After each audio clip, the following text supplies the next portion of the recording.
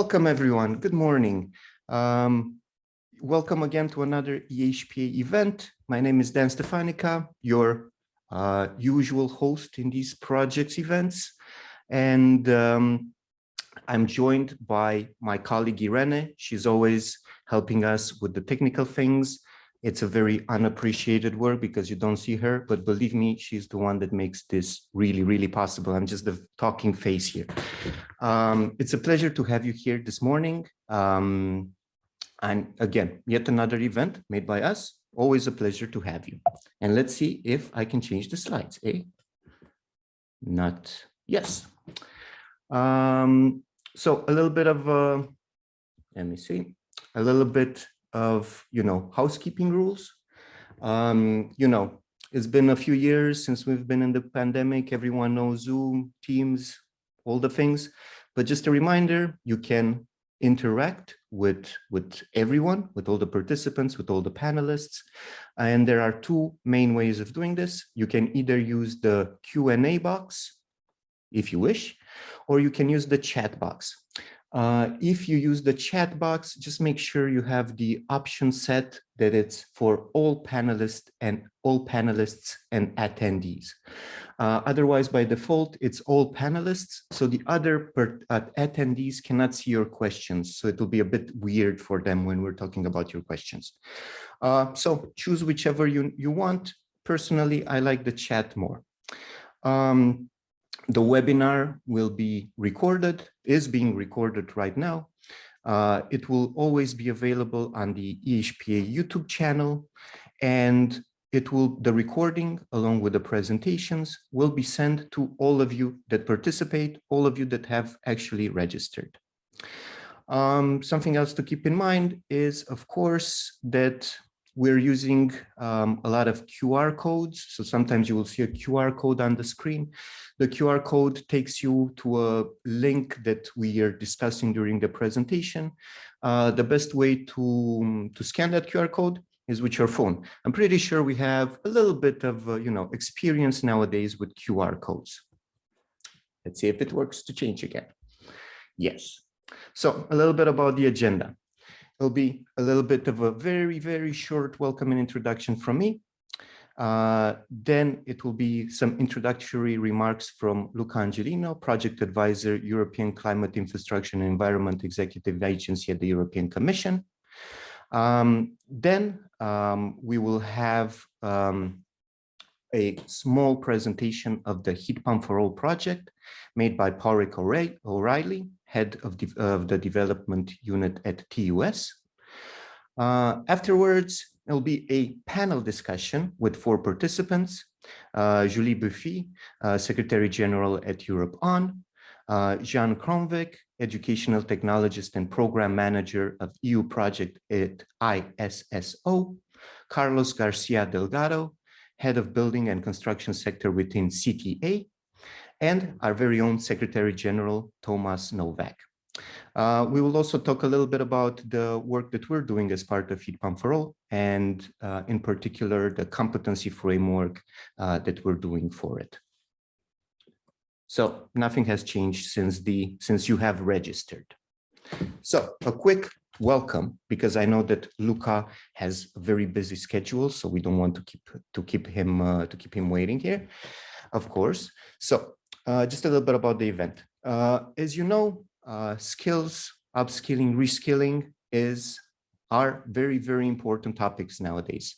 The European Heat Pump Association has identified skills development and the demands associated with them as being crucial for the EU market, especially given the recent geopolitical, let's say, happenings in the neighborhood, especially since we want to transition to, renewable heating and cooling as soon as possible. And especially since we want the fossil fuel heating devices that you have to be replaced by a far more efficient and sustainable heat pump. So given that heat pumps are, their part in the transition is becoming critical, they're a critical component of low energy and near zero energy buildings, we think that, of course, the people that need to install them, design them, maintain them, talk to the customers, also need to be reskilled, upskilled, and they need to, of course, always provide to the customer the best services possible, as well as, of course, don't continue on the same road of suggesting the same solution, which in many cases is a fossil fuel boiler, but give the customer options and be confident in the installation of heat pumps or other sources of heating and cooling. So towards this end, we are very happy to be partners in the Heat Pump for All project, along with partners from Spain, Ireland, and Austria. And this project is very, very interesting, and it's all about skills, reskilling, upskilling, all along the value chain of heat pump manufacturing, design, maintenance, installation.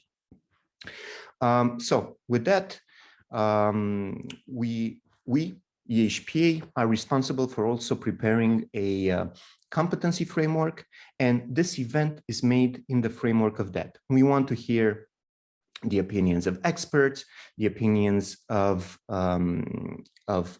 organizations that are working in this field, of organizations that are working in other EU-funded projects that relate to skills and upskilling. And of course, we want to hear inputs from you, the participants. Okay, let's try to change the slide again. Almost. Bear with me. It's Zoom. I'm going to blame it on it. Yes. Unfortunately, sorry, Iranna, you have to take control. I'm having problems. Like I said, Iranna always saves us. So just to let you know that this event is also part of the European Vocational Skills Week. This is an annual week celebrating all the very best practices in vocational education and training. You have a QR code on the screen. So if you had your phone ready, you will be able to scan it. This will take you to the European Vocational Skills Week page, and you can find a lot of other events there, a lot of other initiatives related to skills and upskilling and vocational education and training. They also have the flagship VET Excellence Awards that will be on the 18th of May. So have a look, because I'm sure there are a lot of other events. There's a lot of other interesting initiatives. And this is also interesting because this event is happening every year. So if you're passionate about vocational education, about skills, reskilling, upskilling, and so on, then probably this event is something that you would probably like to attend. I think this year it's a hybrid event, so participation is made very easy. So with that being said, it is my pleasure to introduce Luca Angelino from the EU Commission. Luca is a project advisor with the European Commission's Climate, Infrastructure and Environment Executive Agency, or CINEA, established in April 2021. He has experience working with EU institutions, international organizations, and industry associations to support the market uptake of sustainable energy solutions in developed and emerging economies. Prior to joining the Commission services from 2017 to 2020, he worked with the International Renewable Energy Agency, Iranna, an intergovernmental organization based in the United Arab Emirates.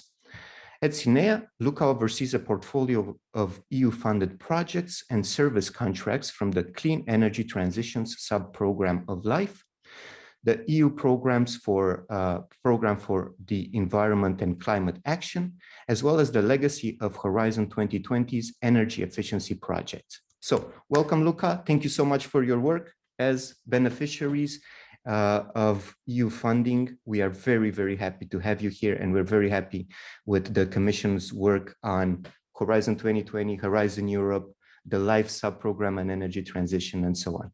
The floor is yours. Virtual floor and virtual microphone is yours, please.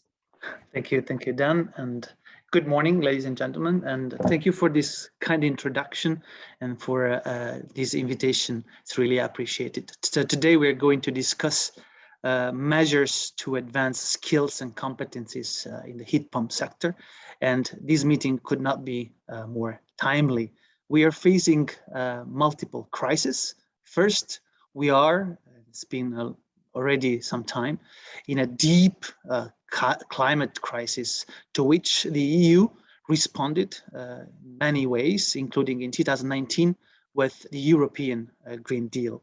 One of the key pillars, you may know, identified in the Green Deal is making buildings more, and renovations, of course, more energy and resource efficient.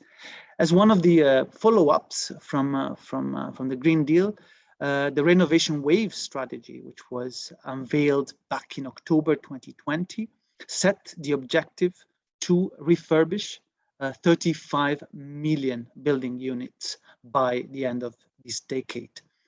With the Fit for 55 package, the Commission is aiming to reform, to align the EU regulatory framework to the new greenhouse gas emission target by 2030.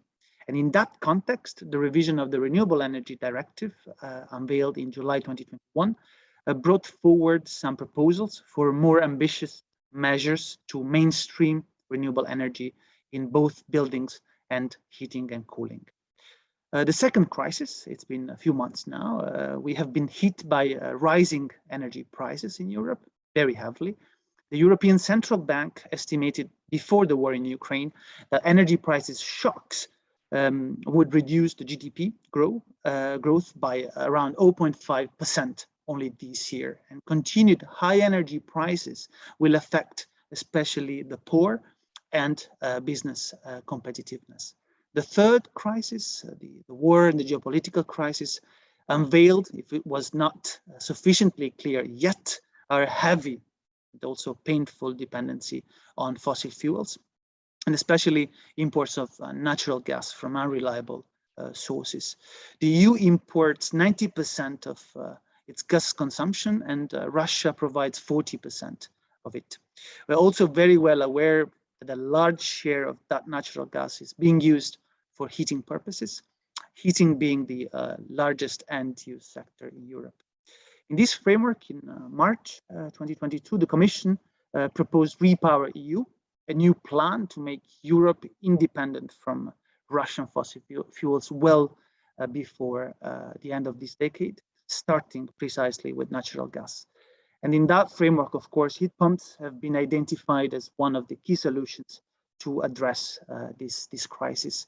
With Repower EU, we have a new objective of installing 10 million new units of heat pumps in the next 5 years. That would save 12 billion cubic meters of natural gas in the next years.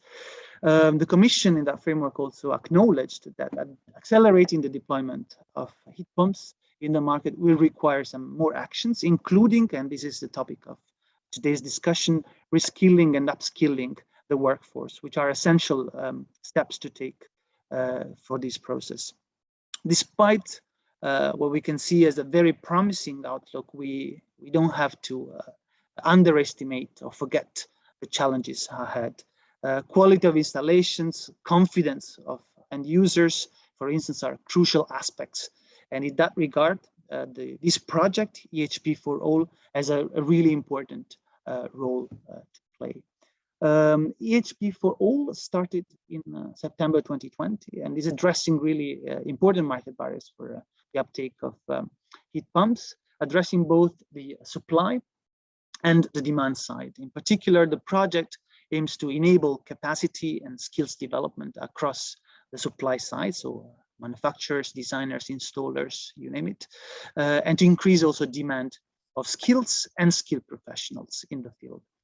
Among other things, EHP for All will develop a so-called HP for All package composed of a heat pump competency framework, which was already highlighted by our previous speaker, to facilitate mutual recognition of skills and competencies along the value chain. Regarding the demand side, the project will develop, among other things, a digital knowledge hub dedicated to end users, so addressing the demand side with the objective to increase confidence of end users. So we're talking here building owners, facility managers, property developers, so on and so on, to enable the consideration of skills quality of installations, starting from 3 pilot countries: Austria, Ireland, and Spain. The project really is part of a family, a group of projects, as we like to call, under the umbrella of the Build Up Skills initiative, which has funded a number of projects really aiming to boost demand for skills and skilled workers in the construction sector, starting from 2019 and 2020. It's part of a broader initiative. We continue to work and we continue to support the Build Up Skills initiative and the development of solutions addressing market uptake barriers under the Clean Energy Transition Sub-Program of the LIFE program under the next or the current, I would say, multi-annual financial framework until 2027. So with the first call in 2021, we expect to finance projects aiming to launch or relaunch national platforms, bringing together key stakeholders, carrying out new skills gap analysis in the field up to 2030, and elaborating the national roadmap really to bring forward measures to fill the potential gaps up to 2030 in order to achieve the objectives I just mentioned. And these measures will also include digital skills, measures to make the sector more attractive to women, and to reskill workers coming from fossil fuel industries and fossil fuel regions. More opportunity will be available very, very soon. And in that regard, I'm very pleased to invite all of you to the next Info Day, which will take place in 2 weeks from now, on the 20th of May. It will be a virtual event where you will find out more opportunities for financing projects, including in the heat pump sector and in the build-up for the Build Up Skills initiative. So that being said, ladies and gentlemen, I'm really confident, we're really confident that this event will support boosting the enabling framework for heat pumps, especially in the context of skills and competencies. And without further ado, I'll stop there. I thank you very much again for the invitation, and I wish you a constructive meeting today. Thank you. Thank you so much, Luca. Thank you for taking a bit of time from your very busy schedule to make that very relevant presentation of our project, as well as very relevant presentation of all the factors that have colluded recently to make our project and our area of work so much more relevant. So if you have any questions for Luca, please put them in the chat or the Q&A, and we will make sure that he will get them after the event. Thank you again, Luca. Pleasure to work with you. Yes, please. Before Luca leaves, I have one very quick question. We have proposed a Reskill EU Summit, and rumor has it that the Commission is working on something. Can you share any information, or do you know anything more about that, Luca? And thank you for your presentation. No, thank you, Thomas. No, I'm not aware or cannot share anything at this stage, but just be tuned and find out more. And just I take this opportunity again. I mentioned the Info Day, so the new Call 2022. I just forgot to mention that this will be a virtual event, so information is available online on our website, and I'll be happy to share this with you if needed. Yeah, thank you so much. Thank you again for the invitation. Yeah, I have already registered to that, so I strongly advise the other participants to register, especially again since it's online, so the materials will be very easy to interact with and to access. So thank you again, Luca. Again, if you have any questions for Luca, just put them in the chat or Q&A, and we'll make sure that they reach him. So let's see if I can change the slides now. Well, not really. So I will ask my colleague Iranna to change the slides.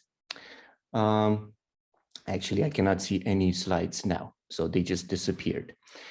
But I take the time now. Of course, we're very accustomed with, the online platforms, not, how can I say, not really collaborating with us.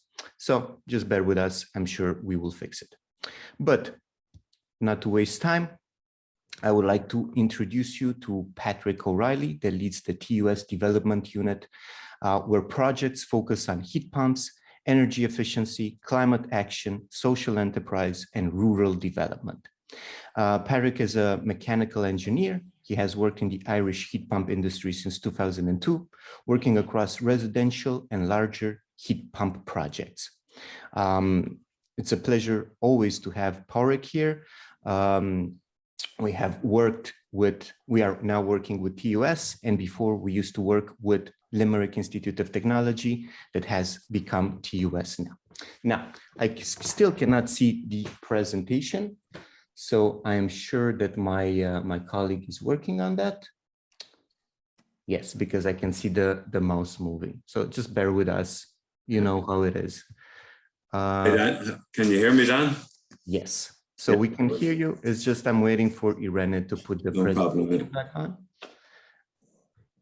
Unfortunately, Zoom sometimes doesn't cooperate. I can start to. Yes, sure. Talk away if you like. I suppose, look, just as first of all, thank you very much for the opportunity to talk this morning. And the Heat Pump for All project is a very important project for us in the development unit within TUS, the Technological University of the Shannon in Ireland. We're acutely aware of the, it's all very well to say that heat pumps are going to be a really important, machine or a piece of equipment to make our heating more renewable. But if it's not done properly, we actually end up in a worse situation because we have a inefficient use of electricity to produce heat. So and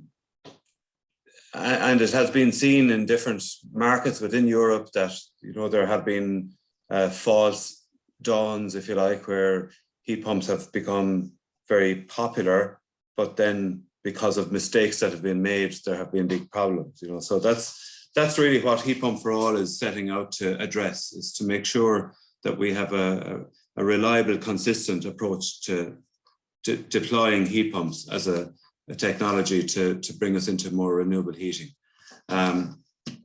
So the Heat Pump for All project is, we have essentially 3 pilot regions in Ireland, in Austria, and in Spain.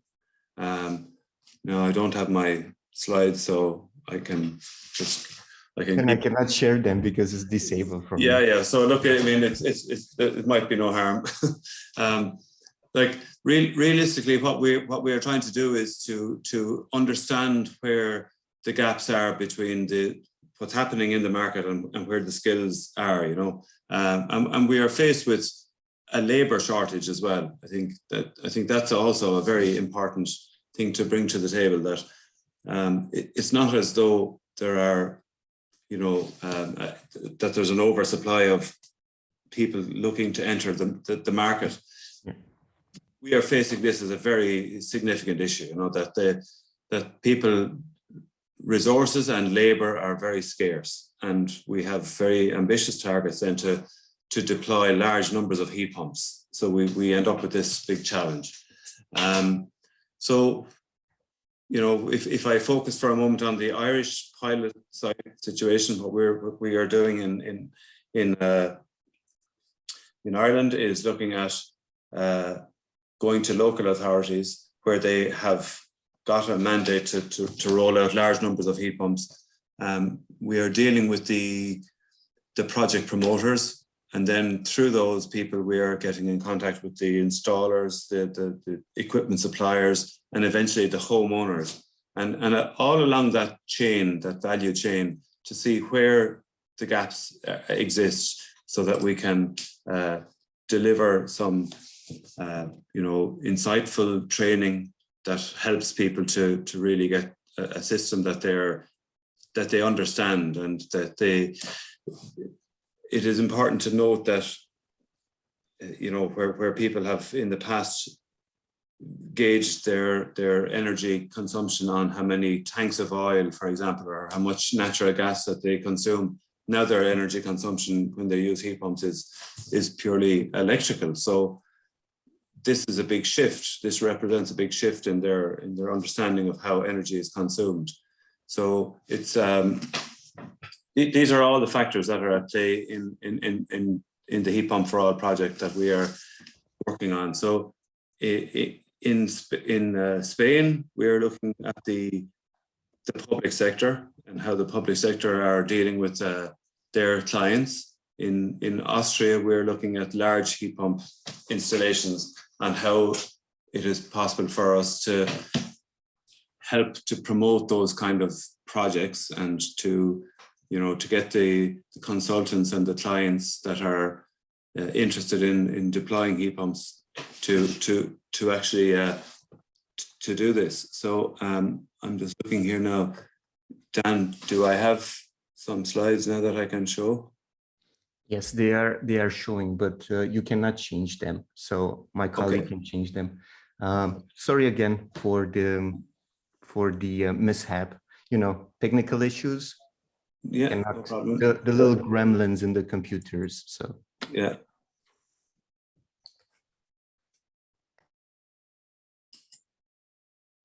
Okay. So if we can go to the next slide. So really, just in that little bit of rambling speech that I just made there, and I apologize for the nature of it.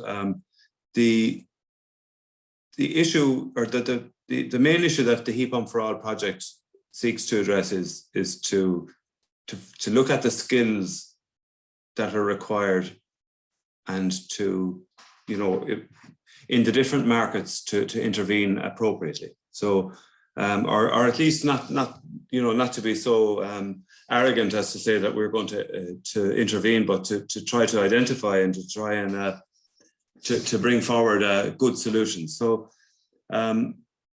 you know, it's really critical that heat pump heat pump installations are optimized, that they get the best chance possible to work at the efficiencies that are you know, set out in the test bed situations, where you have an SPF, a seasonal performance factor, in the region of between 3 and 4 for an air to water heat pump. We're addressing the market in Spain and in Ireland and in Austria, so we have different kind of delivery mechanisms. So that's important to bear in mind. If we could skip on, is it possible for?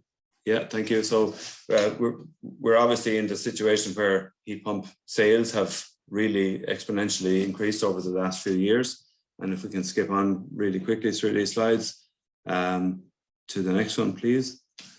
The objective of the Heat Pump for All project is to look at the competency framework for skills, to really to kind of I suppose, provide end users with the knowledge that they can go to the marketplace and demand the required skills. I think that's the key point, that we create the awareness at end user level. So whether they are domestic homeowners or larger building users, that they know the kind of skills that they need to be demanding from the marketplace. And then once we have that, you know, in place, that we can use that to increase the number of skilled workers. And part of this project then is to reach out into other regions within the EU to replicate this kind of these learnings. So if we could skip on to the next one, please. We have very definite impacts identified by, and how we will measure that is by the way we can reach out to designers, installers, end users, and to increase their knowledge, increase their awareness, and through that process, which is really taking place this year in the summer of 2022, that we would end up with these kind of savings. So 2 gigawatt hours per year of primary energy savings and so forth, like the numbers that you can see there in front of you. So the next slide, please. So again, a Horizon 2020 project. We have the obvious, the work packages there for project management, etc. But the key one here is the skills competency, and that's what Dan's event today is all about. It's about developing that. Work package 5 there is a pilot, which is really the core of the whole project, which is taking place as we speak, you know, from April, May, June, July, up to September of this year in the 3 pilot regions of Ireland, Austria, and Spain. So next slide, please. The partners are, as we say here, the European Heat Pump Association, and we have the partners in the various different countries. So we can skip on past that one, please. So the key thing here is that we review the best practice initiatives that are already in place. So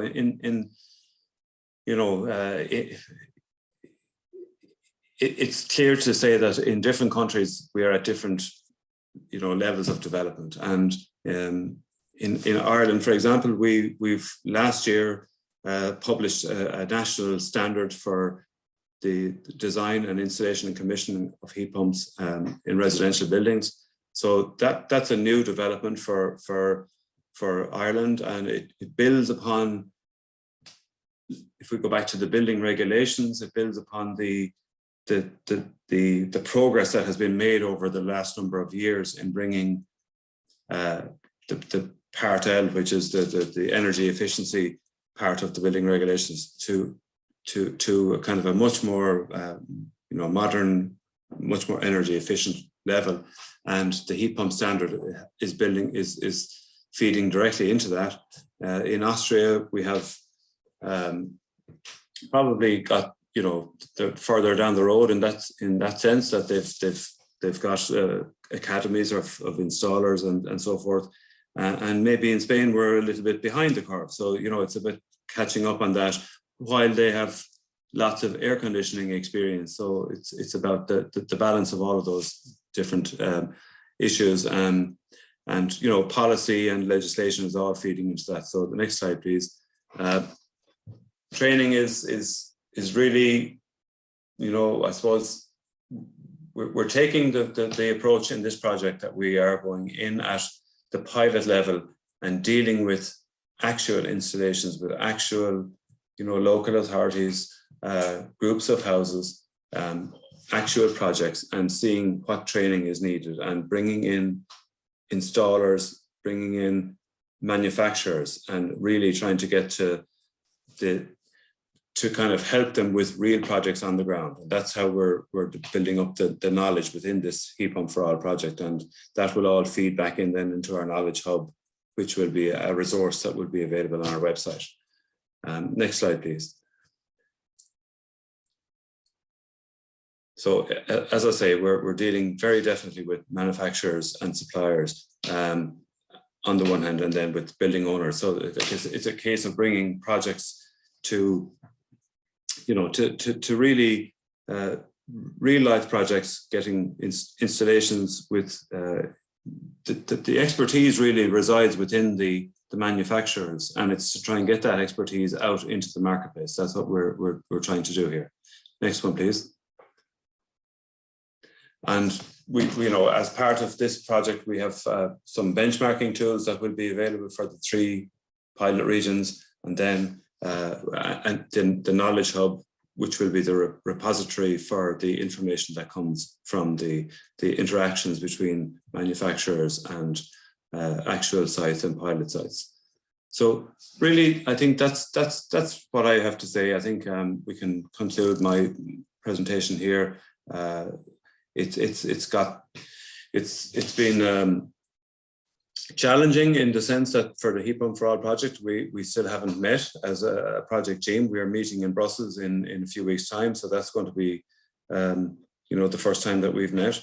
But we're bringing experience from our different countries to the table. And I think that will be a benefit, that we can really kind of bring real life situations out give them a good opportunity to be aired, and hopefully this can come back then and help with European policy, etc. So that's my presentation, Dan. I'd like to give it back to you now. Thank you. Thank you so much, Porek. And it's a pleasure having you in Brussels in a few weeks' time. Yeah. It's true, I haven't realized, right? So since the project has started, we haven't really met because, well, everyone knows there were some circumstances that prevented people traveling. Just one or two questions, if I may. One is from fellow panelist Julie. She says, what is the profile of workers you are targeting for heat pump installation? Young students, trained craftsmen, plumbers, electricians, or something else? People from completely different backgrounds. Yeah, I think the first thing to say is that we have 3 pilot regions, and they are all going to be, you know, they have to deal with the realities of their region. So they're all different. So I can speak about the Irish situation, and, you know, we would love to have the situation where there's a heat pump course where plumbers are required to carry out specific training for heat pumps, but that's not the case, you know. So we have an add-on module, which is, you know, only required if a heat pump is being installed under the situation that it's being grant funded. So to answer Julie's question, who are we targeting? We are targeting the people who are in the industry already. So they may be plumbers, generally speaking, they are plumbers. They are coming, they are, how will I say, they are involved in heat pump installations, but maybe not really by vocation, that they are kind of finding themselves in the situation. And so we are bringing those people to the learning table, let's say, and say, these are the kind of things that we need you to think about. That because manufacturers and the commercial reality of getting a heat pump into a building is driven by the sale process primarily, and that's not okay from a technical point of view, you know. And that's the issue that we're trying to deal with. That it's been driven by the lowest cost, and this means that the best design is not always the one that ends up being installed. And this is the conundrum that we're trying to deal with, you know. And then another question about the building owners. Do you have any suggestions for a key mechanism that would help building owners better understand the operation of their heat pump system? This would be quite interesting because, well, the more they understand, I think the more they get fascinated by the device, yeah, and absolutely. the more they become advocates of it, and they want to show their friends and acquaintances. So it's like a way of not only disseminating it, but spreading the technology. So any thoughts about that? Yeah, I think the ability to understand the energy consumption of the heat pump is critical to that, you know, so that so at the very least that they have a separate electricity meter, or there's an inbuilt on most heat pumps, modern heat pumps now, that there is a way of counting the electrical consumption of the heat pump.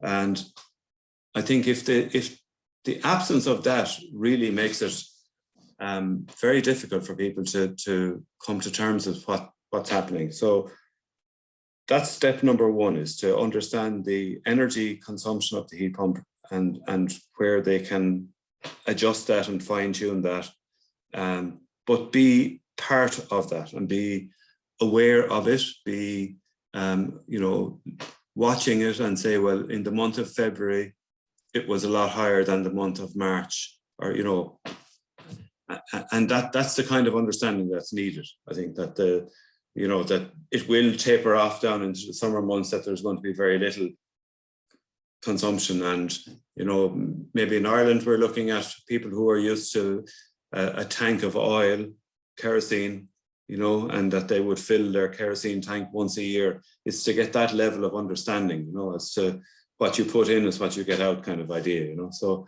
that the installer can give that message across to the homeowner so that they understand that. I think that would be really important.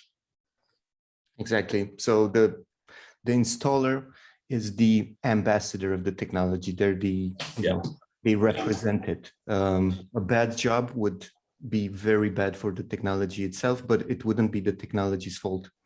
On the other hand, a very nice installer would really be a major advantage, right? Someone you can talk to, someone that can guide you through the process, that can help you through the process of maintaining it. So you become very proud of the technology, you understand it, you can show it around. And I think, Dan, as well, that there is a danger that during the construction project, let's say a new house is being built or a house is being renovated, and that's generally when the heat pump is being installed, that a whole 12-month period maybe elapses before there's any interaction between the homeowner and the installer. And that's a real risk, because they've missed the opportunity to monitor the situation. And it's kind of convenient maybe for the installer to not engage with the homeowner, because they move on to the next job because they're busy and they don't have time to go back and say, well, hello there, Mrs. Stefanica, how many kilowatt hours have you used this week? They don't have time, so it's this kind of making sure that you continue on an interaction with the homeowner and monitor the situation. I think that's really important. Indeed. So a major aspect that we've also identified in the competency framework, the need for the installer to be an ambassador, to be business savvy as well, because of course, the way that they liaise with the customers really helps their business. So they get recurrent customers, but also the customers are very happy. So they recommend the installer and they recommend the technologies further. So an installer is just not, their competencies are not just limited towards, installing the heat pump and that's it. They are, or at least should be, so much more in this. And I'm again, it's really a pleasure to participate in this project, so we can take a look at all the sides needed, especially now, as Luca was saying, that, the need for installing heat pumps and the need for replacing fossil fuel technologies is becoming very, very acute. So thank you so much, Porek. If you have any more questions for Porek, please put them in the chat. I see you have already put a few. So Porek, if you could take a look at the chat and see if you can answer. And again, thank you so much. Always a pleasure having you. And again, sorry about the presentation. We got it.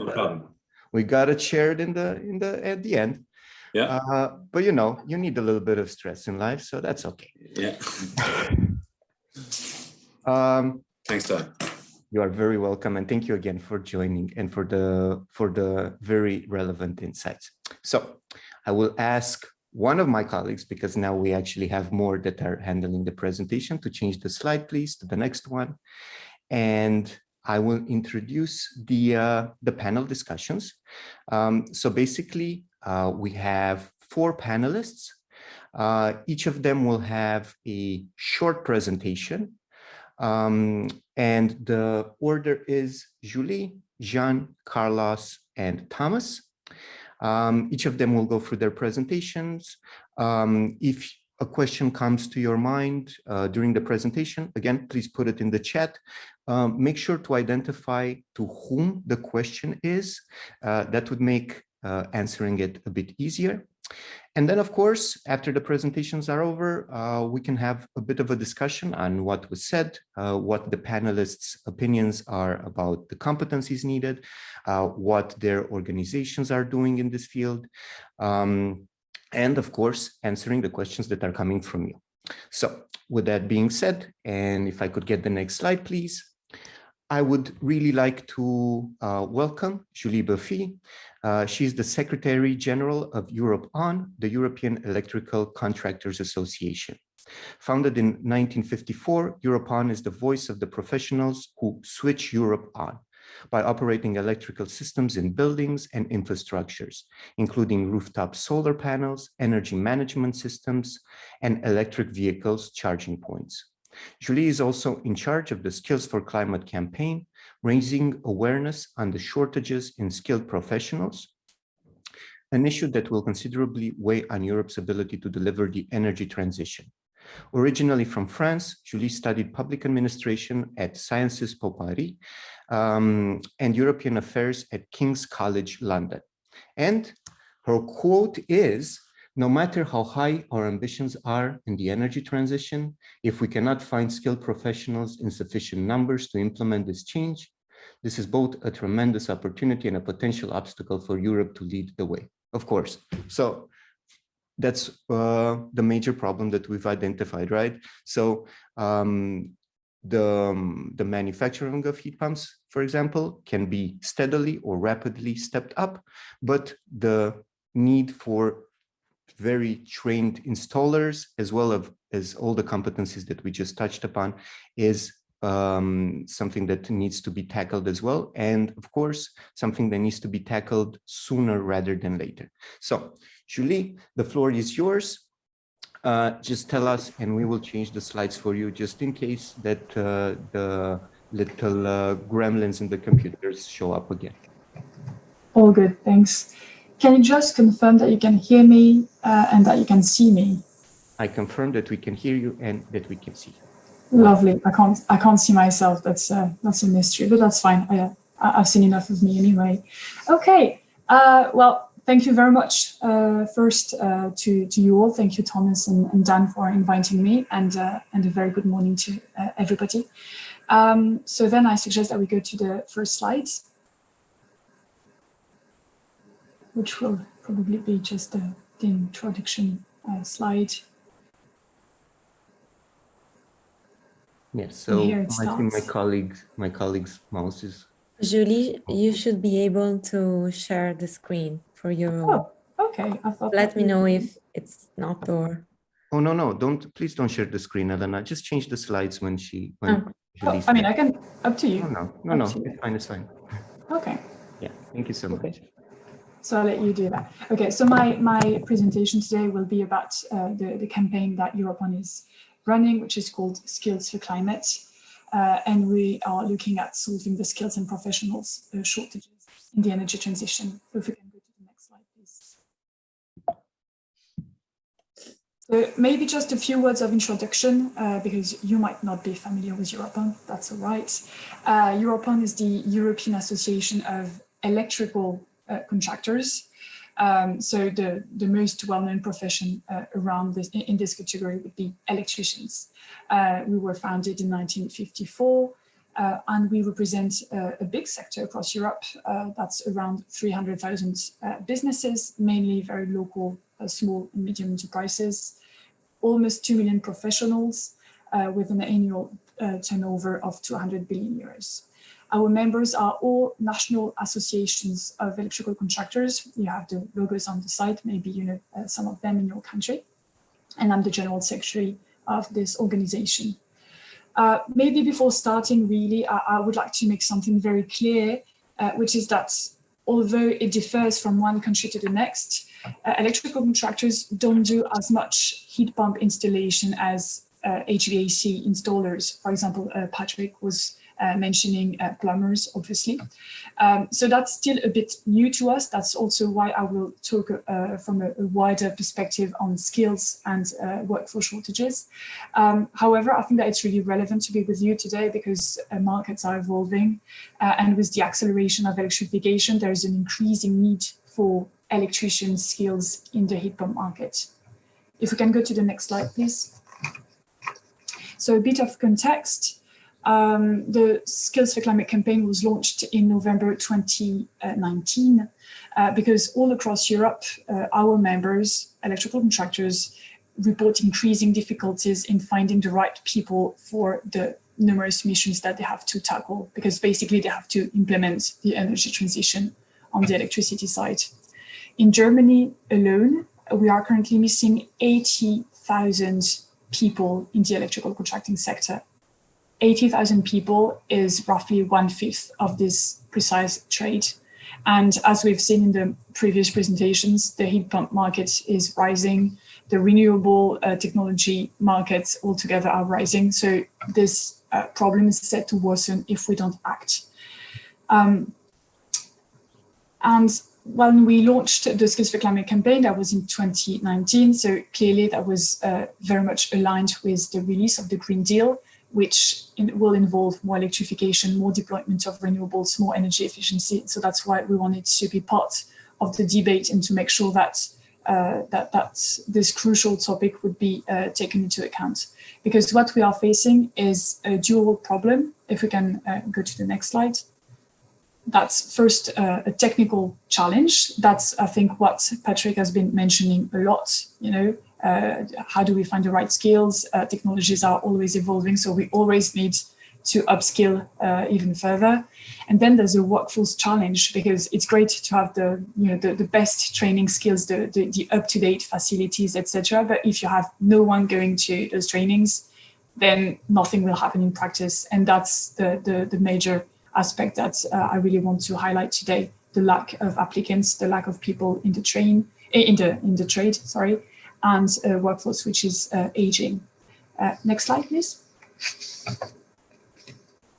So the overarching asks that we are putting forward in this campaign since 2019 are the following. The first is to intertwine skills and climate strategies, because we felt that at the beginning of the Green Deal and before it was presented, climate strategies were overlooking to a large extent the issue of jobs and skills to concretely implement the energy transition on the ground. I think that we've gone a long way since 2019. We hear a lot more about skills and jobs than what do we do in practice. That's another topic, and I'll come back to that. But I think that this rationale is really being heard more and more. So that's a first achievement. And then we are obviously asking for incentives for technical education, which is too often seen as a last resort option in education. Incentives for apprenticeships, for upskilling, reskilling, and we are also in favor of more public-private partnerships, because we need students who are trained to fit with the markets and business opportunities of nowadays. Next slide, please. There's something that I would like to make very clear, because when we talk about skills and the lack of attractiveness of the sector, etc., people usually come to me and tell me, well, that's your problem. I mean, if you don't have enough people in the electrical contracting sector, then do something. So I would like to make very clear that we do something, and I would like to present some of our members' commitments and actions. But I think that it's really important to understand that solving the skills and workers shortages is not just on our hands, because it's a way wider problem. For example, it's not just about the electrician trade. There are really similar issues in the plumbing trade and in all the construction sector trades, and actually in all the craftsmanship trades. So that's way bigger than us. And also, this is not the problem of one country that would be ill-equipped, because this is really shared across all countries in Europe. This is a topic that we at Europon discuss in all our meetings. And we just met a few weeks ago with our US counterparts, and the same problem is faced in the US. So I think that this is a structural issue, which is bigger than us. And this is why we need policymakers and all stakeholders to be involved. That's a challenge because it calls on reforming education, reforming labor market structures, and also change the way that we look at education, and especially technical education. So in short, it's a change of mindset, and it doesn't happen overnight. So there's a lot of work ahead of us, especially because it takes time. An electrician apprentice will go to school for in apprenticeship for 3 years at least. And so I'd like just to present a few actions, recent actions that have been put forward by our members. So these are 2 examples from Germany. Germany just, so our member actually just started a new apprenticeship, which is called the Building Integrator Apprenticeship. Please don't ask me to say that in German. And basically the idea is for new students to be trained in integrating all technologies together in the building. So that includes heat pumps, solar panels, an EV charging point, packs, all electrical installations actually. And we hope that it can really be a model for many countries to have a really high quality standard of skills for the building of the future. Next slide, please. Also, just another example from France, if we can see it. Okay, but I can just talk about that. So in France, our members have put forward a website which presents all types of jobs in the electricity sector with first-hand testimonials, because we feel that the need for role models is extremely important to attract the younger generation into jobs which are often looked as old-fashioned, hard, etc. Then, I don't know if the slides are following me, because for me it's all freezed, but yeah, so that was the French, and yeah, then let's go to the next one. So that's a very recent campaign that was launched by our Finnish members. It's about the invisible power of electricity, and trying to show on social media, on very various medias, how appealing the electricity sector should be to younger generations. There are 4 faces in this campaign, all people working in the electricity sector for real, 2 men, 2 women, again trying to emphasize role models. And this initiative was not just taken by the electrical contractors of Finland. This was done in cooperation with a big competence center and the Wholesalers Association. They have very high targets for 2030. They want first to double the number of candidates in electrotech careers. And second, which is extremely ambitious even for Finland, they want to raise the share of female candidates to 50%. Next slide, please. And that's an initiative from the Netherlands, which is called a campaign which is called Tomorrow's Makers. I don't want to go too much into details. I just wanted to mention it because Jan, who will be the next presenter, is working a lot with Techniek Netherlands. As you see, we are trying to have very widespread campaigns. This poster is on the motorway in the Netherlands. Next slide is just to mention, world skills, Euro skills, lots of skills competitions in which our trade is taking part. And again, that's a great way to increase awareness, attractiveness, and present role models. I'd like to turn to the next slide, just to mention now that I've mentioned the members, I just would like to come back to the campaign and also to the commitments that Europon as a whole is taking.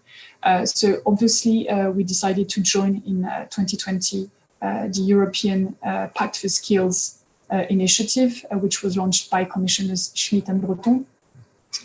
And we also set up our very own skills and attractiveness working group, where we are discussing between ourselves to get the best ideas from each country and try to move forward. So, for example, our very first roundtable was about debunking the negative cliches about the jobs in the electrical sector and trying to emphasize positive ideas and turn all those negative ideas into assets.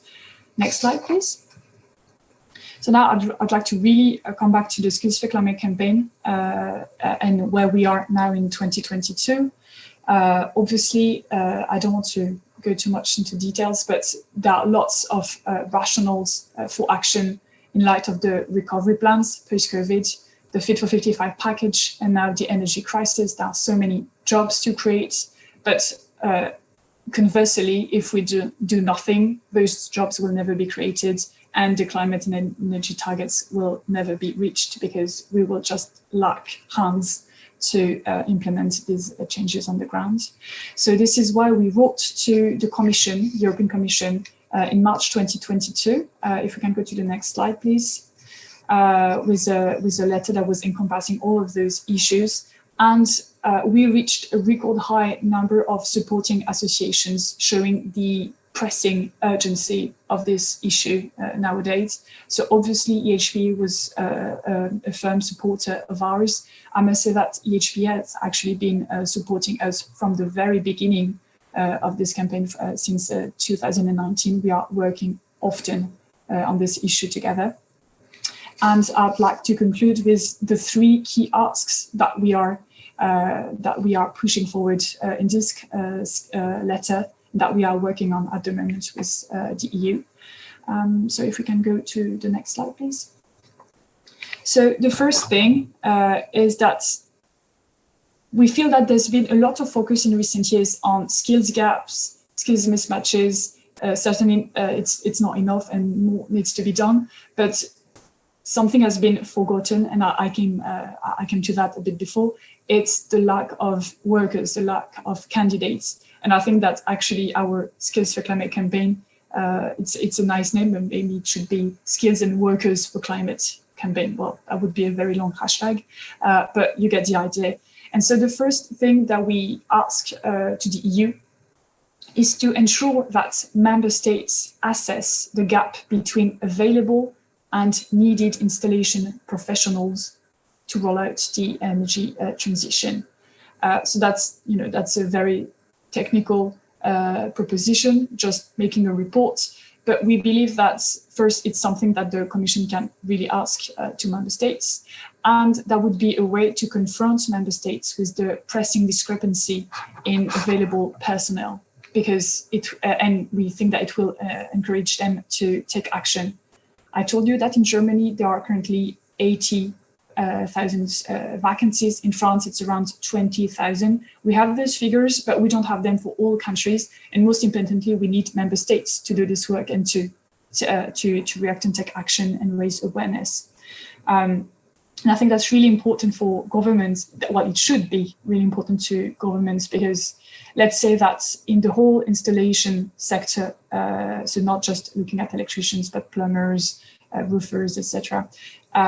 If, let's say, Germany makes this report and realizes that 500,000 people are missing to roll out the energy transition in the next 5 years, then there's a very clear incentive to create those jobs. It's a really important policy for the government, but there's also a clear incentive to act, because if you do nothing, you are pretty sure that climate and energy targets will not be reached. We see that the Commission is starting to be quite receptive to this issue of assessing the gap of workers.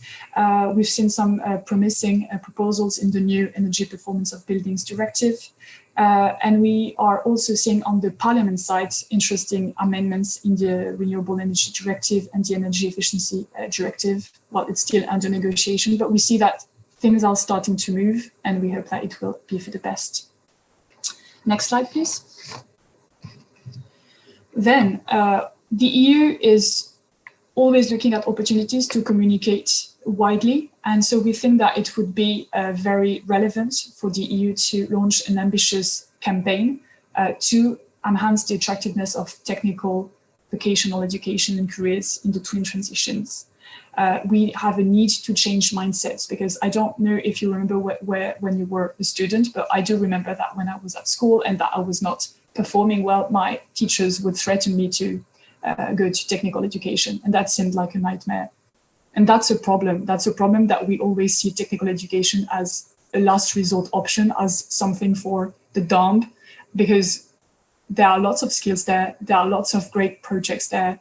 It's purposeful. We are talking about mitigating climate change. We are talking about making a change in people's buildings and lives. And it's never just that way. So we really need to change mindsets, and that's so relevant with the Green Deal objectives.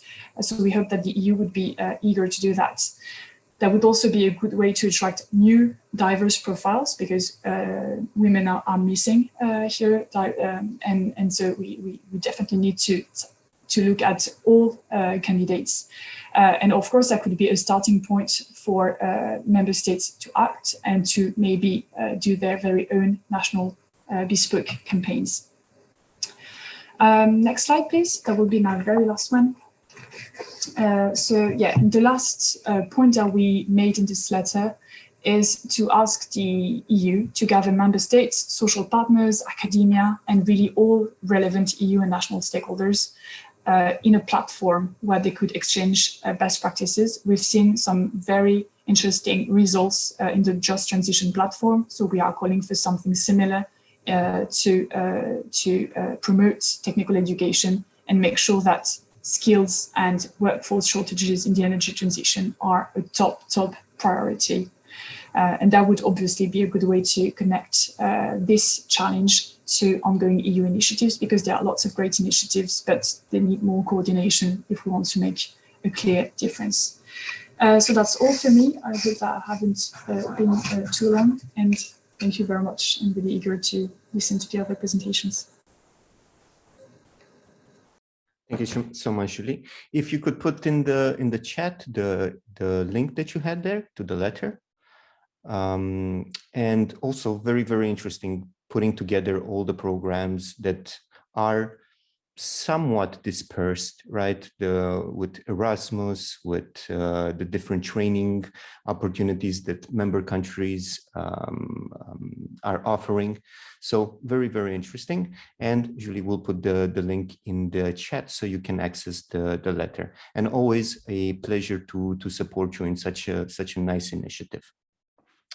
If you have any questions for Julie, put them in the chat now, or wait until the panel discussion and put them then as you wish. Of course, again, just identify which speaker you're aiming the question towards.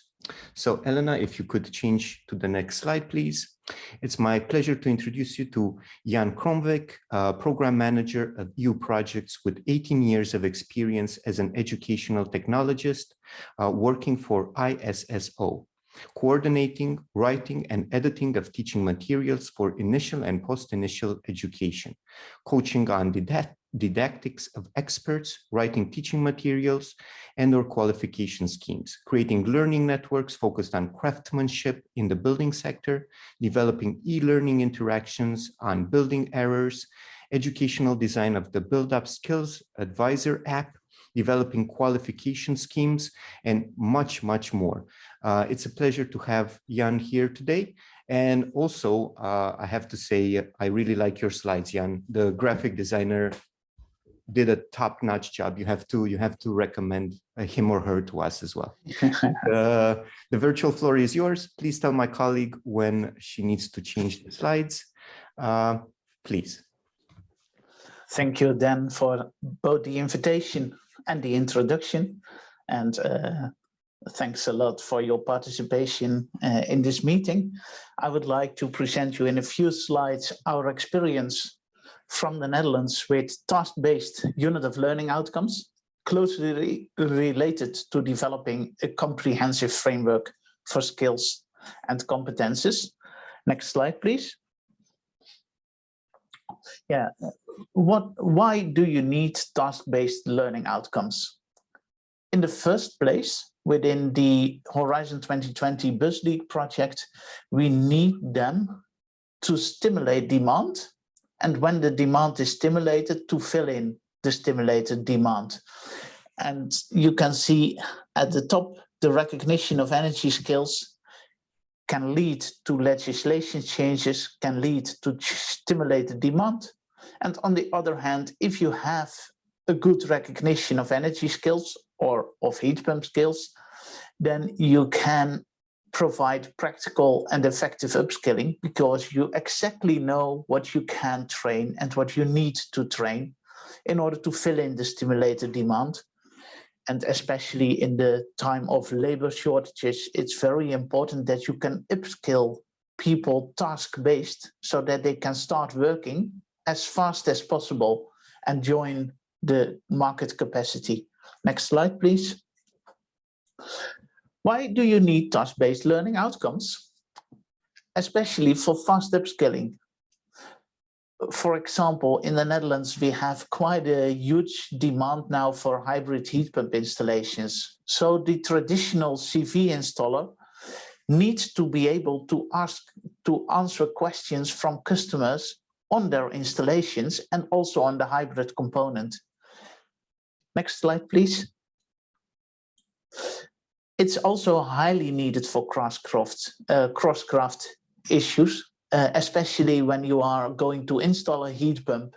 Many components of the building and the installation need to be in proper shape and fit for purpose.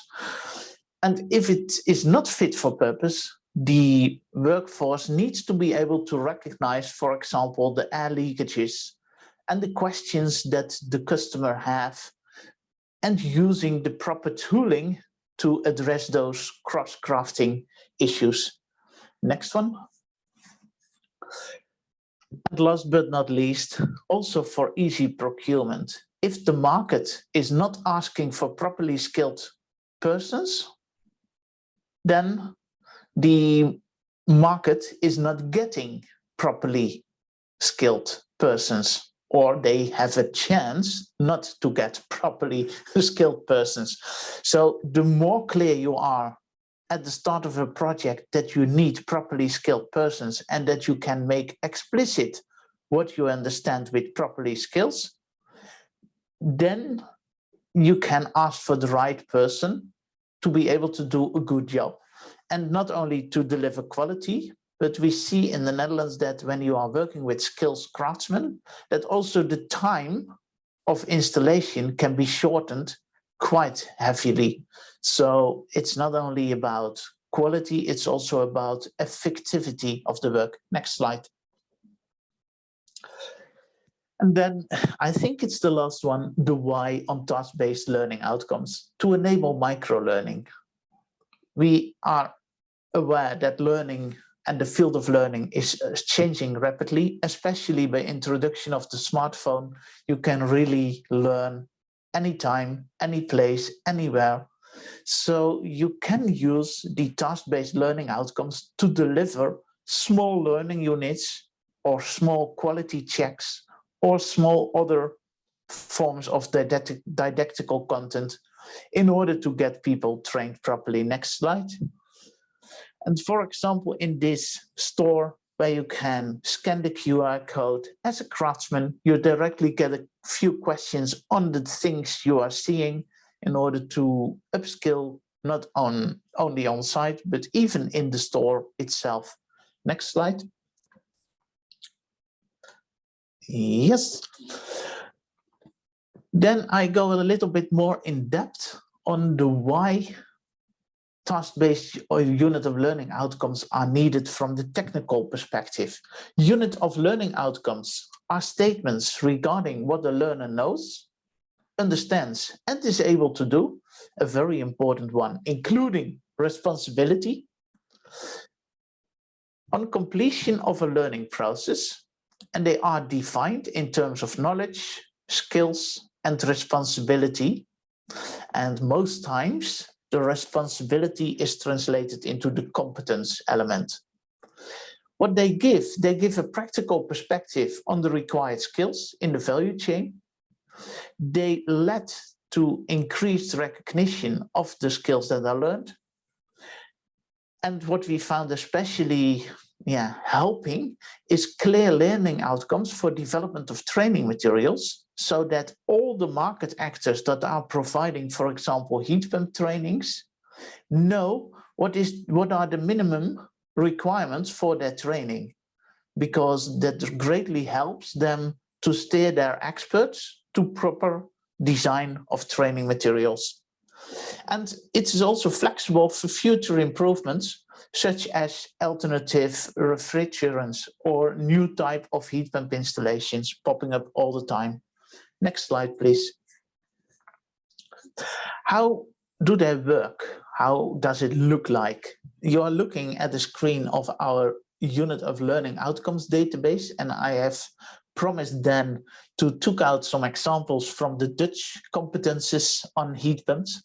And one of the actions a craftsman need to be able to is to give some advice about heat pump installations.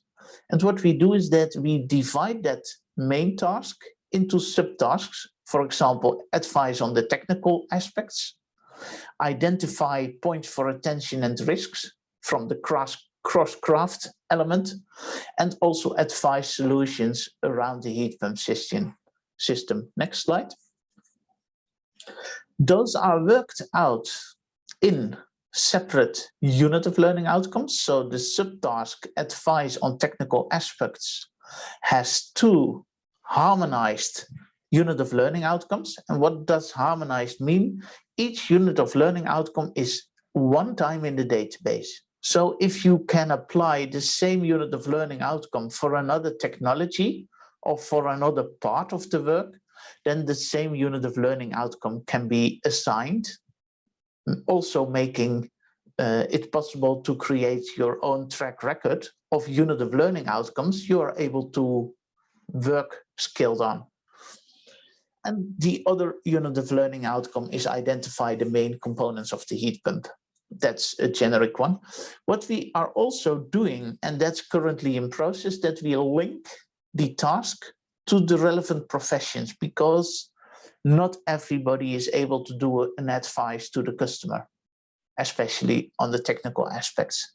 And what we do is that we can also link it to different specialisms and technology to make it possible to serve out the unit of learning outcomes and the related learning elements to the professions that need those learning outcomes. Next slide. And what is then the competence? The competence is described in a responsibility in order to what is the expected performance of the subtask. Then we are describing a set of skills, and it can be one or more. So you always have one competence in the unit of learning outcomes. In order to be competent, you can have multiple skills, in this case, one. And you can also have multiple knowledge elements you need in order to use your skills to identify the main components. Next slide. And how do they work with regards to mutual recognition? You can see here the screenshot is a little bit smaller because I had to paste two into one.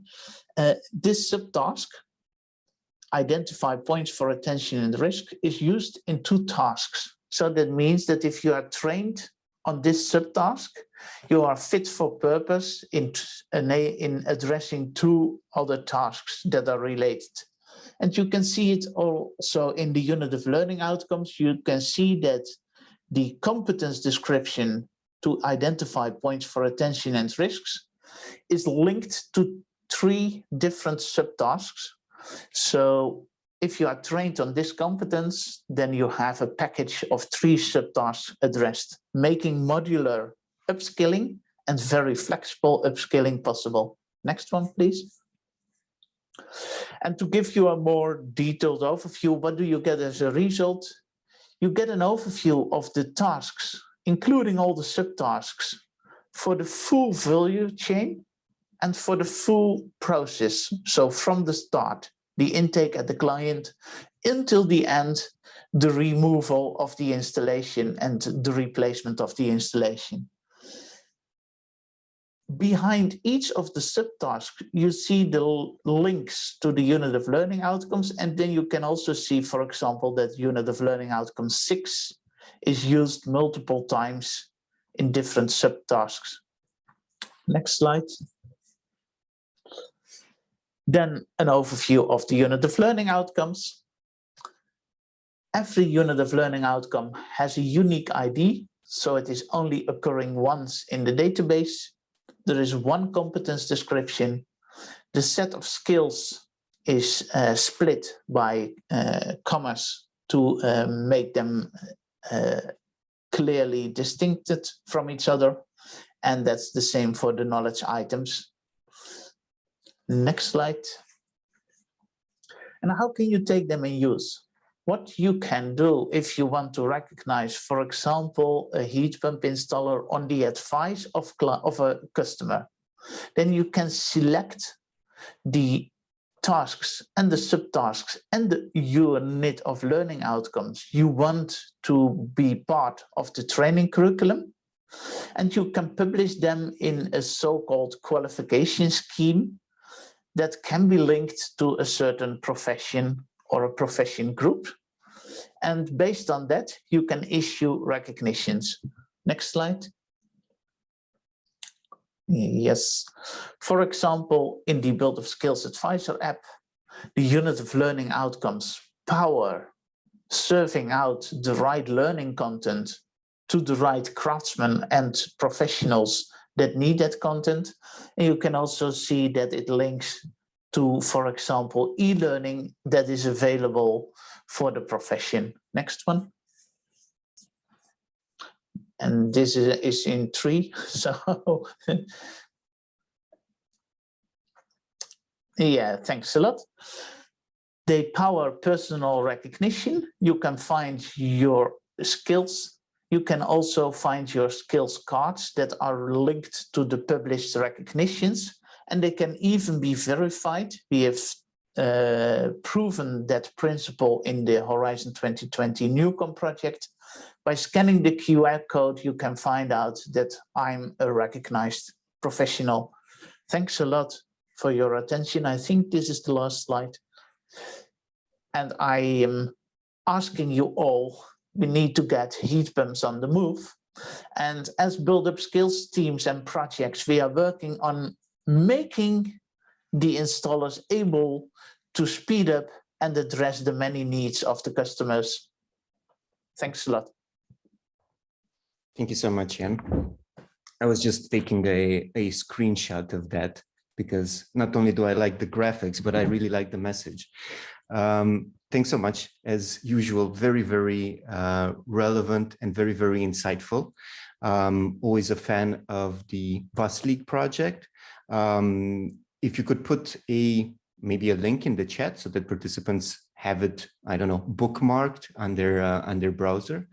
Again, a lot of work being done as part of that project. And I think Jan has had and has a lot of projects that he's working on that link to it. So thank you so much. And Elena, could you change to the next slide, please? Thank you so much.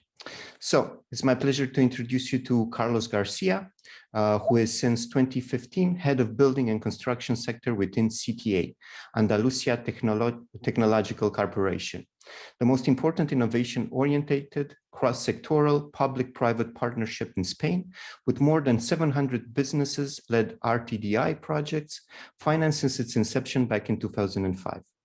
Specialized in business development and technology commercialization and internationalization within the energy, environment, and construction domains. He has got more than 35 years of experience as an R&D manager, both in the private and in the public sector at the national and international level, 14 of them in CDTI, the Spanish National RTDI Funding Agency. As always, it's a pleasure to have you, Carlos. And the virtual camera and microphone is yours. Please just tell my colleague when to change the slides and we will do it for you. Thank you so much. Thank you so much, Dan. I will try to provide you with an insight into the regional or one of the regional dimensions of our project, in this case referring to southern Spain, which I think reflects many commonalities with other southern regions in Europe. I will try to highlight the achievements and also the barriers we are facing and prospects for the near future. Next slide, please. First of all, it is important to have in mind that in the case of Spain, there are broadly 3 different climatic regions, which entail, of course, different energy supply needs. In the case of heat pumps installations, I must tell you that nearly 90% are located in the Mediterranean climatic region, which is the lowest one, and most of them onto the coastline. In many cases, nearly all devoted to cooling purposes, or at the most being reversible or multi-purpose equipments. So in this sense, both residential and cooling orientations for these equipments prevail, and at the same time, there is a clear opportunity in some other regions which this technology is in its very early stages of inception. Next slide, please. In the case of Spain, and particularly in Andalusia, there is a clear untapped potential for sanitary hot water applications, and also geothermal systems, as shown by the graphic, where it's clearly shown this differentiation, or this gap in comparison to other EU countries, in particular France. Next slide, please. Which kind of measures have been put in place to promote heat pumps and heat pumps applications? First of all, it has to be mentioned the huge effort paid by the Spanish Association of Heat Pump Manufacturers. They have developed a very good website just 4 or 5 years from now, including a lot of information, dossiers, brochures, also a very good technical guide of an intermediate level, I would say, heat pump fundamentals, procedures, and practical and case studies, together with an active involvement in social networks, info days, and so forth. Next slide, please. There is also an important initiative being currently carried out by the Spanish Institute for Qualification, with a view to further improve the uptake of energy efficiency related competencies in order to better draw up energy efficiency and rest inclusion installation for lower to medium degree professionals. In this case, there are 2 entryways. On the one hand, the let's say cross-cutting installation and maintenance profiles, with specific mentions to heating, cooling, and climatization, with a number of level 2 and level 3 qualification already put in place, both related to assembly and maintenance, including piping, and design, supervision, and control. Lately, within the water and energy competence domain, there have been some updates and improvements relating to energy efficiency qualifications and competencies, but so far no level 2 nor level 3 qualifications for heat pump based aerothermal or geothermal systems have been developed. Only overall energy efficiency in buildings qualifications. Next slide, please. From the narrow construction sector point of view, some important initiatives have been also rolled out in the last 2 years, particularly the activities carried out by the regional sustainable construction cluster, with a good number of education and training initiatives, albeit focused on passive measure standards and certifications. They are currently focused on design aspects, not exactly installing requirements. And in this sense, we are trying to get some kind of agreements with this association in order to include in its education and training package these measures related also to installer profiles. Next slide, please. There is also an important stakeholder at the regional level, which is the Regional Energy Agency, which is playing a paramount role in 2 main aspects. On the one hand,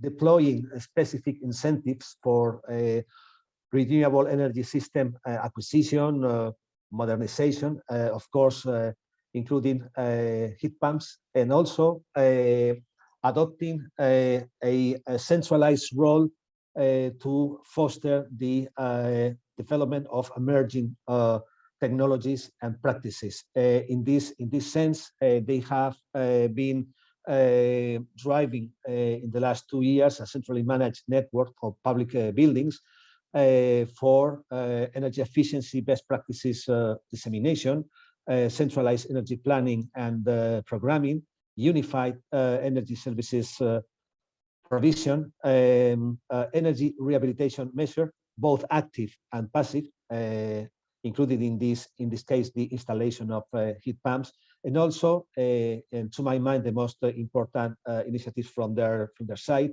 heat pump pilots and flagship projects in public buildings, both residential and also tertiary, as in the case for instance of hospitals.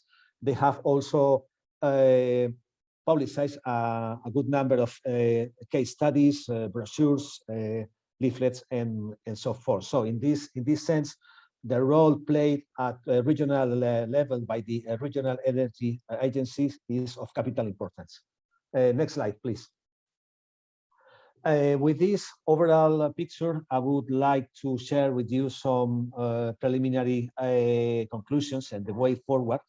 The first case would be that a great deal of dissemination and communication effort has been made so far, both by manufacturers and utilities. They have carried out a number of events. They have prepared lots of papers, brochures, leaflets. They have intervened in social media, but they haven't always addressed the whole set of audiences. In many cases, they have addressed high-level professional audiences, but not less familiarized or less technology competent audiences. And in this sense, there is clearly room for improvement. There is also there are also energy efficiency in building lifelong and dual vet training modules available, but not specific on heat pumps. Some specific sections deal broadly with this issue, but not sufficiently in depth. In the case of the narrow construction subsector, there is little familiarization with these technologies, and in the domain of installers, there is, of course, awareness of this emerging technology, but also there is a confidence, but not a clear perception of the upskilling needs. So there is, in this case, again, a clear need for further education and training measures.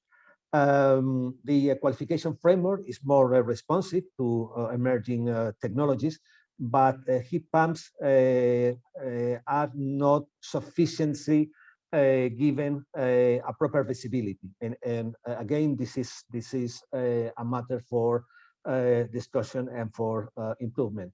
And last but not least, education and training funding is clearly a bottleneck. Although there are different programs related to vet and lifelong training, there is currently a lack of specific education and training funding related to heat pump capabilities and enabling services. Next slide, please.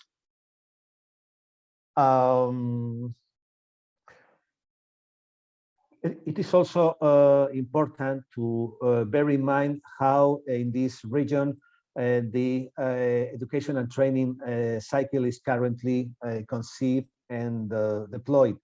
One of the main drawbacks is the lengthy course registration, homologation, and certification procedure, which in the end hampered the correct deployment of these learning tools. We have also to fight against, and this is a task we are deeply involved in our project and in this pilot region, the lack of training culture within the sector, both firms and workers. There is also a clearly perceived firm reluctance to adopt in-house workday training for employees because it is perceived as a waste of time or a conflict with the daily duties. And in this case, also this reinforced message on the medium or even short-term advantages of these education and training measures is needed. Another transmitted gap from the staff involved in this education and training is the insufficient tailored multimedia tools and tuitional content. It could act as an enabler or as an alternative for in-house training, and in this sense could be a very good alternative or even a complement to these more traditional learning tools. And in this case, again, there is a clear lack of these kind of products. We are also trying to promote in the marketplace. So far, there has been a lack of demand for sustainable construction, both in the promoter and the constructors domain. Although some changes are in progress, as I have mentioned, the creation and inception of the regional sustainable construction platform is a clear milestone in this sense. As I have also been referring to in my previous slides, there is a rigid normative system and competence dispersion in sustainable construction, which in this case makes it more difficult to introduce appropriate energy efficiency in buildings, and more specifically heat pump related contents in the educational packages.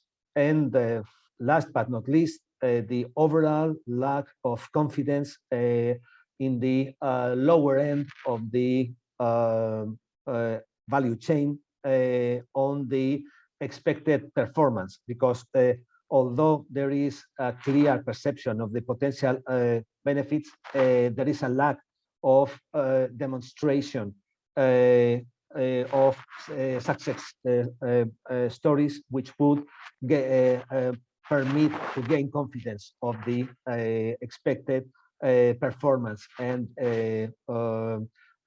cost-benefit ratio of these technologies. Next slide, please. In this pilot region of Andalusia, the next steps are on the one hand, build further on the current role of the administration, both on the financial, legal, and aspects, and its role as early adopters and prescribers. We think that in this case it is crucial reinforcing this profile with a view to facilitate the adoption of these technologies region-wide, to foster the dialogue between vocational education and training organizations, educators and trainings, and social providers. In the coming weeks, we are going to celebrate a number of seminars and B2B sessions with these organizations to facilitate this common approach. And finally, to involve consumer organizations and social media stakeholders. That's all from my side. If I'm not mistaken, thank you so much, Dan. I'll give you back control to you. Thanks. Thanks so much, Carlos. So it's my pleasure to introduce you the last speaker, our very own Thomas Novak, Secretary General of the European Heat Pump Association. Thomas is a long-term renewable energy aficionado. Apart from closely following the energy transition both in the electricity and heating sectors, he is the owner of a heat pump, a PV power plant, and a building in which both cooperate peacefully. Now, to my private knowledge, he is also the renter of an EV car that uses a heat pump. So he has all the bases covered. In his professional life, Thomas represents the European Heat Pump Association as Secretary General in Brussels. His main responsibilities are the representation of the industry at the European institutions, networking with other stakeholders in the field of heating and cooling, as well as the management of the association and its future development, and of course, dealing with policymakers, project developers, and large, medium, and small companies, as well as startups. So, Thomas, the virtual floor is yours. And Elena, would you please change it to the next slide? Thank you very much, Dan. In the sense of time, I only prepared one slide. From our perspective, from the Heat Pump Association's perspective, we are working against the backdrop of a Repower EU project, against the backdrop of a Green Deal, and against the backdrop of Fit for 55. And to all of these targets, heat pumps are contributing to. We are currently counting about 100,000 full-time equivalents in Europe. We don't know exactly how many this is, but this would include manufacturing and installation. And if we look at Repower EU, then we can see that the Commission alone aims at doubling sales by 2025 and another 5 times, or compared to today, multiplying it by a factor of 5 by 2029. In order to achieve 10 million additional hydronic heat pumps, of course, that means many additional more millions of air-to-air heat pumps on top of it, and additional 30 million heat pumps, hydronic heat pumps by 2030. And again, this will add another 25 to 30 million coming from air-to-air, because that's about half at the moment. Today, we are looking at 2.1 million heat pumps sold. Some of them are hot water units, the rest is used for heating. And there is a split that is very dominated from air-to-air units as we speak. What we can say when people say, do you have enough installers, that at the moment it's quite tight. So if you try to buy a heat pump in pretty much every country in Europe, not least triggered by the recent discussion, then the installer will most likely tell you either at the end of this year, maybe close to Christmas, or only next year. We do know, however, too, that we in principle have enough installers, boiler installers, that is. And so the main question that we are asking ourselves is, how can we make this more attractive? How can we make it more attractive for boiler installers to be retrained to become heat pump installers? Then, of course, we have also looked at a number of things. I mentioned in the beginning that we have suggested to the European Commission to organize Reskill EU Summit. We have also supported the initiative by Julie and Europe On really from the beginning, because we think it's absolutely essential. And we think if we touch a house, if we move towards electrified buildings, then if we touch that house, the installer should really prepare it for everything, for photovoltaic, maybe for a ventilation system, for new electricity that is capable of providing all the electricity to the new demand areas, for battery, and for a charging point and a heat pump. So that at least this electricity installation doesn't become a bottleneck.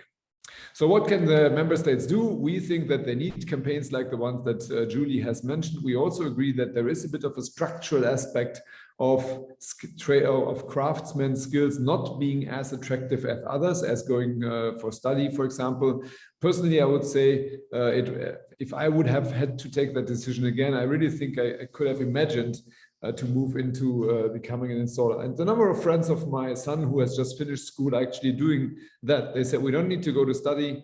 We will take an installer education and then we will become electricians, because they see how fulfilling that work is also. Then we think that maybe there is necessary a need for additional job descriptions, not only a heat pump installer or a plumber, but also a fitter, a person that is really helpful in rolling out mass deployment of heat pumps, but not necessarily being skilled in running a company and in designing the whole system, but really somebody that is executing on the ground. An army of heat pump fitters, you could say it, or an army of heat pump heroes, if you want. That we should not forget at the same time that also engineering skills, technical skills are in short supply in universities. And this is not only engineering, it's also programming, coding knowledge, because heat pumps are system integration devices. They will have to communicate with the electric grid, with the other parts of components inside a building.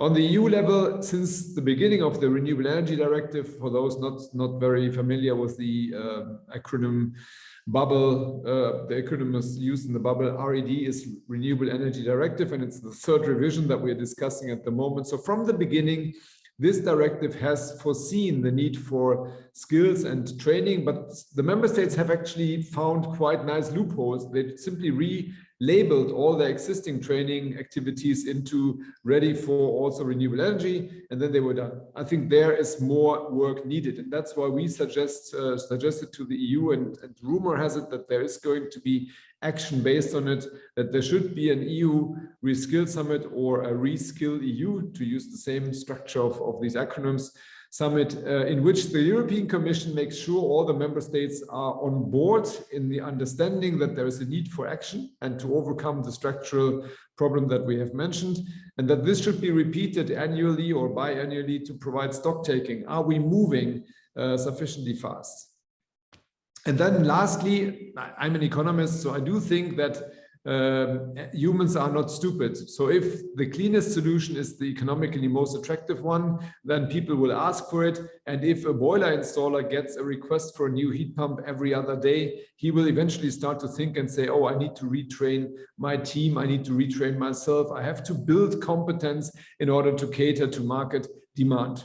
We also think that this will draw attention for new actors, for example, utilities or building development companies or social housing companies who typically have today installer skills employed as service, as maintenance personnel, that they could make them useful. And if you want to play with the idea of what the Americans did, the Defense Production Act, then I think it would be much more smart to say, let's look at all these skilled military servicemen and servicewomen. Maybe they could also do something, and we could have an army of heat pump installers, an army of renewables installers, and we could bring them to proper use also after this war has ended in the Ukraine.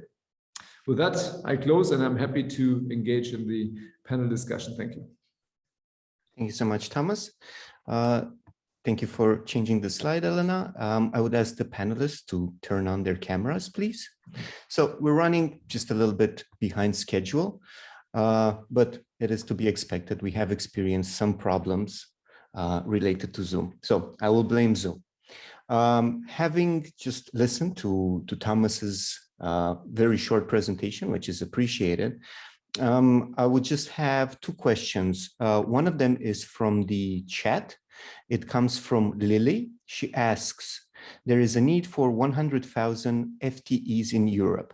How many FTEs do we have today, relating to what you had on the slide?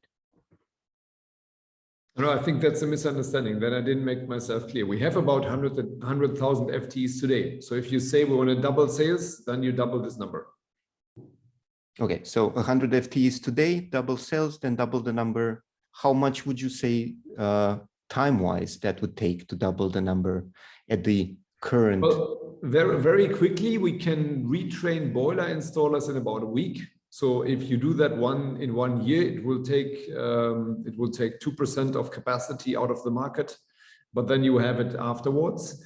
And as Julie said already, normally education schemes, if you skill somebody from the beginning, you take 2.5 to 3 years, in some countries even 4. But since this is country level decision, it's not so easy to say. But this other idea, having this fitter, I think that can be done much faster, because these are people that need to be able to operate power equipment, drills, hammers, etc. And then, let me be a bit bold, but I think if you have 2 right hands and you can renovate your house a little bit, then you're probably fit for purpose in 3 months. Thank you. And then the other question was relating to the Reskill EU Summit. Is there anything that the panelists or the attendees can do to support this initiative? Anything that they can help with? Lobbying someone, talking to someone, participating in something? Write to everybody in the European Commission and tell them that this makes absolute sense. We're on it. Yeah. Yes. Thank you so much. Then for Julie, one question: what can the EU concretely do to bridge the gap between available and needed professionals? If someone on the street would ask you this, and we live in Brussels, so sometimes that happens probably. Okay, I would just avoid the rond-point then. Yeah, I think it's a really relevant question, because we feel that the EU has a strong role to play in all legislations across Europe, but the difficulty that we face with the skills and labor market issues is that the EU actually has hardly no competence on skills and the labor market. So it means that it's very much up to member states to act, and then the Commission can guide, etc. So that's why we also the asks that we formulated are rather mild, but because the EU cannot overstep, the Commission cannot overstep what member states do. And as Thomas said, we have 27 education systems, 27 labor markets. So what we are really trying to do, we are trying to remain realistic. Well, first we say that the Commission should, in any case, take action, because they are responsible for designing the Green Deal, and if the Green Deal is not implemented, that's really also on their shoulders.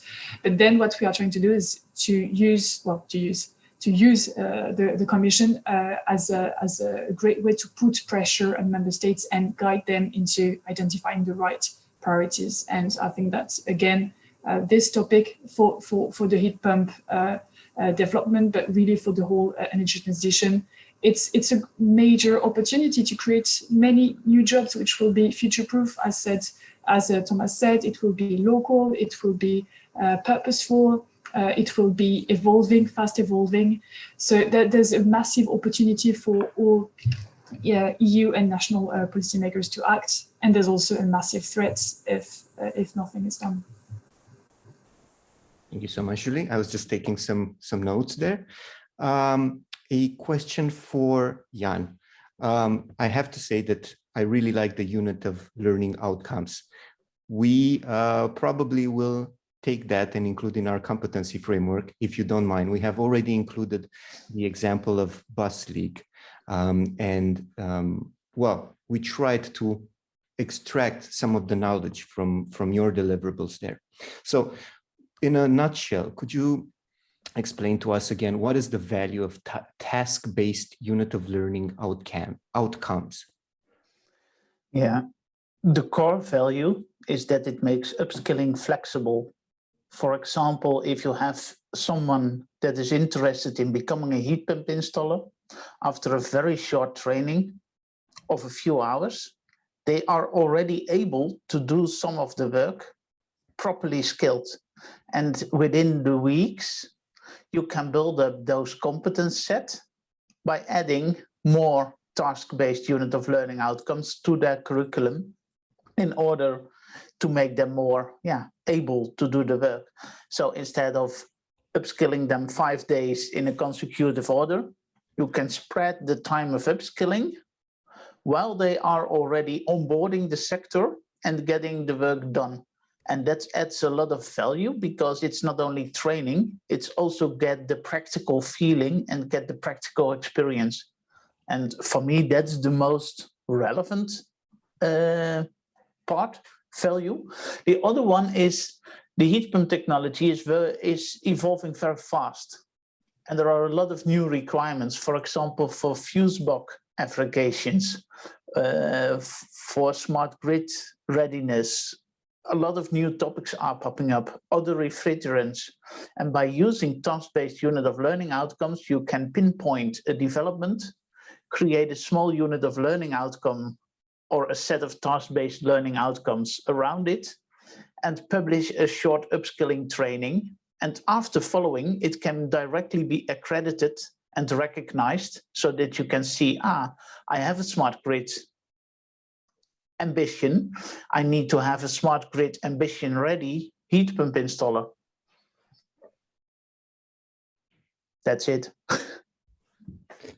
Thank you so much. And as just the last question for everyone, I'll just take it in the order that the pictures are put on the screen. So Julie first, what would you say are the most important skills or competencies needed in the heat pump sector? You can choose between 2 and 4 as ever you wish.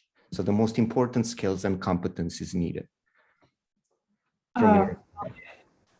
It would be very difficult for me to answer that actually, because I'm not directly involved in the aspect of heat pump installations. But I would say that as for an electrician going into the heat pump market, one important skill, and that's also reflective of all the activities that electrical contractors do, is actually the soft skills. I think that was highlighted by Patrick and a few others. All the soft skills, because you need to be very much more customer oriented. Thank you so much. The same question to Jan. What would you say? Yeah, focus on the cross-craft understanding. The heat pump is not standing on its own. It's part of a building. It's part of a system, not only a heating system, but also the grid around it. So you need to be very keen on what other craftsmen do and what's your role in the play or the part of the puzzle. Thank you so much. What about you, Thomas? What would you say? Of course, you have like 20 seconds to answer until you have to leave. I think we need to take it serious. We need to make it attractive, and the technologies is there.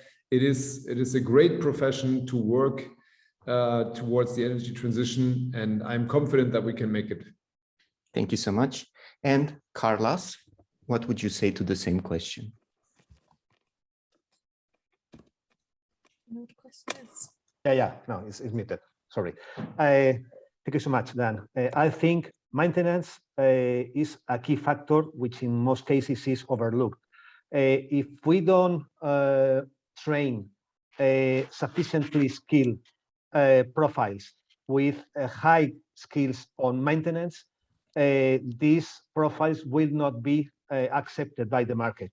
this is something that has been pointed out also by Patrick in the sense that once the installer have finished their duties, what happens next? And in this sense, customers need reliable maintenance profiles. I think is key.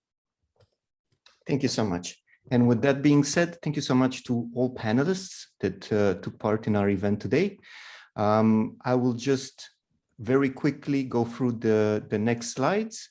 These are just related to the Heat Pump for All project. But again, thank you so much. It's always a pleasure to have you, Carlos, Jan, Thomas, and Julie.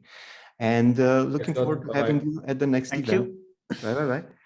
So then just moving forward, and thank you, Elena, for changing the slides, because I know we are a little bit time pressed. I will not take more than 5 minutes of your time. This is just a brief analysis of the competency framework that we are working on along with our partners from Heat Pump for All. As you can see, we have already started working on it for a while now, and we still have some months to go until we have to finish it. We've been looking at a lot of other deliverables that are part of our project. All of the deliverables that are part of our project and are relevant to the competency framework, but also they may be relevant to your work as well, are on the Heat Pump for All project website. So you can learn more about the surveys that we did, the interviews that we did, as well as, you know, all the other resources that are available there. Next slide, please. We are also looking, of course, it's still the last one. So let's see if it changes. Sorry about that.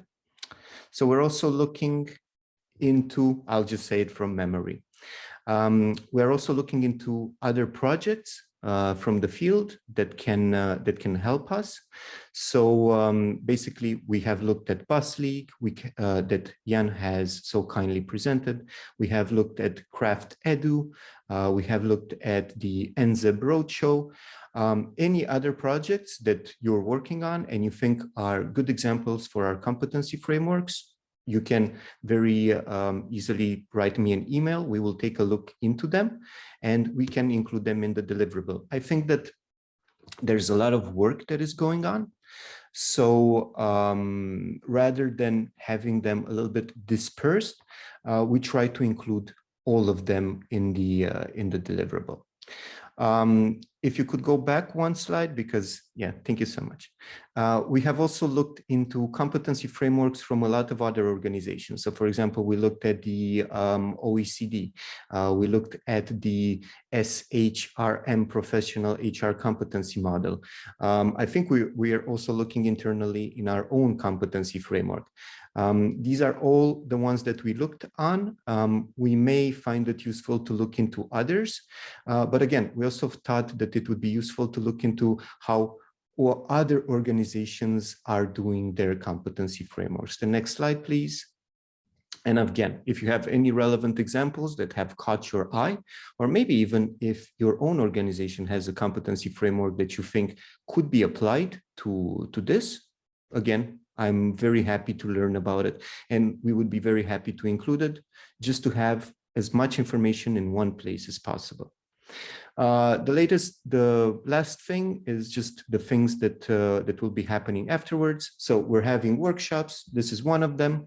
We're planning to have another one in about 3 months. This is with actual heat pump manufacturers and what exactly are they doing in terms of training.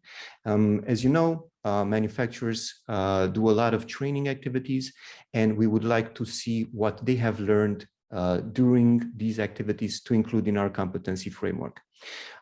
We will also be conducting interviews. Probably we will put the competency framework draft on the Heat Pump for All website. So these will all be ways for you, the attendees, to interact with us. And of course, we have a lot of manufacturers that are part of the HPA. We have a manufacturers committee, And we will also ask them what the competencies in their value chain, what these competencies and skills should be. So everything we're working on, and we will share with you in due time. Of course, keep an eye out for that. The next slide, please. And the next slide again.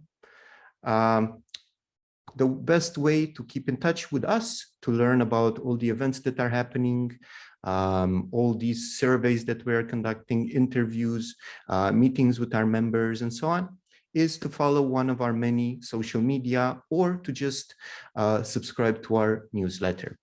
You can find everything basically either on our LinkedIn, Twitter, or our weekly newsletter. And the next slide, please, the last one. Thank you so much for joining. Apologies again for the, the technical issues. Sometimes even if you test a lot, the platform doesn't behave so well on the day of the event itself. So thank you also for my colleagues, Iranna and Elena, that were working at the back end, making sure that we actually can see some slides. And thank you again for the speakers and for you attending. I hope to see you at another event. Again, please keep an eye on our social media, because I think we already have posted 2 or 3 events that will be happening in the next weeks and months, with many more to come as usual. So thank you so much. Have a pleasant afternoon and see you at the next event. Bye, bye, bye.